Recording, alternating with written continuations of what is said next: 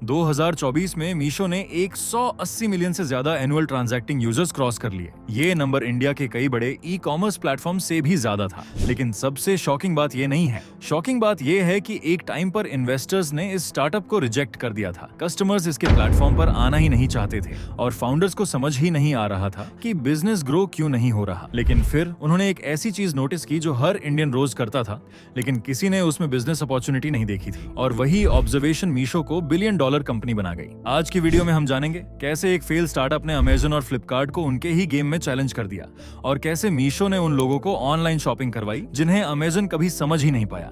ये है मीशो की कहानी।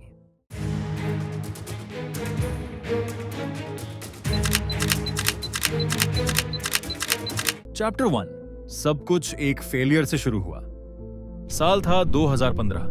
आईआईटी दिल्ली के दो ग्रेजुएट्स विदित आत्रे और संजीव बरनवाल दोनों ने मिलकर एक स्टार्टअप लॉन्च किया। नाम था फैशनियर। आइडिया सिंपल था, लोकल फैशन स्टोर्स को ऑनलाइन लाना। फाउंडर्स का मानना था कि इंडिया के छोटे दुकानदार डिजिटल होना चाहते हैं, बस उनके पास टेक्नोलॉजी नहीं है। तो उन्होंने एक प्लेटफॉर्म बनाया जहां लोकल फैशन स्टोर्स अपने प्रोडक्ट्स ऑनलाइन बेच सकें। उन्हें आइडिया अच्छा लग रहा था, इन्वेस्टर्स को भी कॉन्सेप्ट इंटरेस्टिंग लगा, लेकिन ग्राउंड रियलिटी कुछ और थी। कस्टमर्स ऐप यूज नहीं कर रहे थे, स्टोर्स एक्टिव नहीं थे, ऑर्डर्स लगभग न के बराबर आ रहे थे। स्टार्टअप सरवाइव तो कर रहा था पर ग्रो नहीं। और इसी स्ट्रगल के दौरान फाउंडर्स रोज मार्केट जाते थे, शॉप ओनर्स से मिलते थे, उनकी प्रॉब्लम्स समझते थे और वहीं पर उन्होंने एक ऐसी चीज देखी जो उनकी पूरी जिंदगी बदलने वाली थी। चैप्टर 2, व्हाट्सएप पर चल रहा था एक हिडन बिजनेस। जब फाउंडर्स लोकल शॉप ओनर्स से मिल रहे थे तब उन्होंने नोटिस किया कि कई विमेन एंटरप्रेन्योर्स व्हाट्सएप पर प्रोडक्ट्स बेच रही हैं। कोई साड़ी बेच रहा था, कोई ज्वेलरी और कोई हैंडबैग्स। और सबसे इंटरेस्टिंग बात, उनके पास ना वेबसाइट थी, ना वेयरहाउस, न ही कंपनी, न ही जीएसटी। फिर भी सेल्स हो रही थी। प्रोसेस बहुत सिंपल था, प्रोडक्ट की फोटो व्हाट्सएप ग्रुप में शेयर करो और ऑर्डर लो, सप्लायर को भेजो, बीच का प्रॉफिट अपने पास रखो। और यही फाउंडर्स को एक बड़ा रियलाइजेशन हुआ, प्रॉब्लम स्टोर्स को ऑनलाइन लाना नहीं है, प्रॉब्लम है आम लोगों को सेलर बनाना। और इसी रियलाइजेशन से जन्म हुआ मीशो का। चैप्टर 3, मीशो का बिजनेस मॉडल। मीशो का मतलब था मेरी शॉप। आइडिया बहुत पावरफुल था। आपको प्रोडक्ट खरीदने की कोई जरूरत नहीं, स्टॉक रखने की भी कोई जरूरत नहीं, वेयरहाउस की भी कोई जरूरत नहीं।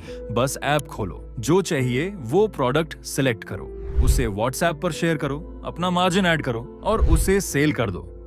मान लीजिए जो प्रोडक्ट है वो सप्लायर से मिल रहा है सिर्फ 300 रुपए में, आप उसे 450 रुपए में बेच देते हो। बीच के 150 रुपए आपके। सिंपल। और इसी सिंप्लिसिटी ने गेम चेंज कर दिया। थाउजेंड्स नहीं, lakhs of home makers platform पर आ गई, स्टूडेंट्स आ गए, पार्ट टाइम सेलर्स भी आ गए और यहाँ तक कि स्मॉल टाउन एंटरप्रेन्योर्स भी आ गए। मीशो प्रोडक्ट नहीं बेच रहा था, मीशो लोगों को अर्निंग अपॉर्चुनिटी बेच रहा था और यही उसकी सबसे बड़ी स्ट्रेंथ थी। चैप्टर 4, अमेजन और फ्लिपकार्ट की सबसे बड़ी गलती।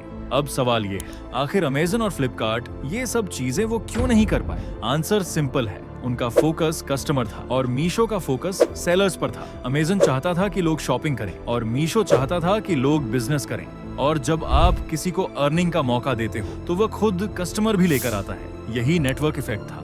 हर सेलर एक मार्केटिंग चैनल बन गया, हर रीसेलर एक ब्रांड एम्बेसडर बन गया और बिना करोड़ों रुपए एड्स में खर्च किए मीशो इंडिया के छोटे शहरों में घुस गया जहां अमेजन की पेनिट्रेशन लिमिटेड थी। चैप्टर 5, टियर 2 और टियर 3 इंडिया पर दाव।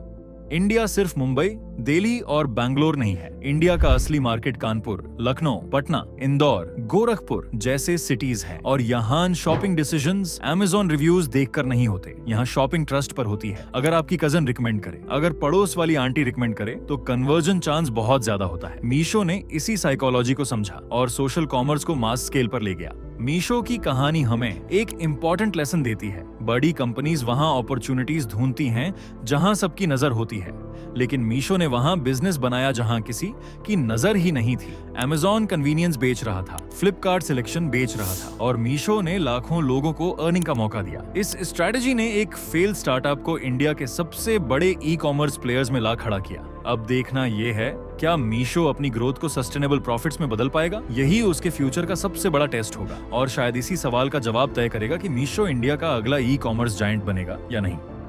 अगर आपको ये केस स्टडी पसंद आई हो तो वीडियो को लाइक करें और शेयर करें ताकि ज्यादा से ज्यादा लोग इस इंटरेस्टिंग बिजनेस स्टोरी के बारे में जान सकें। तो चैनल को सब्सक्राइब करके बेल आइकन जरूर दबा दें। मिलते हैं अगली वीडियो में एक और अमेजिंग बिजनेस स्टोरी के साथ। तब तक के लिए धन्यवाद।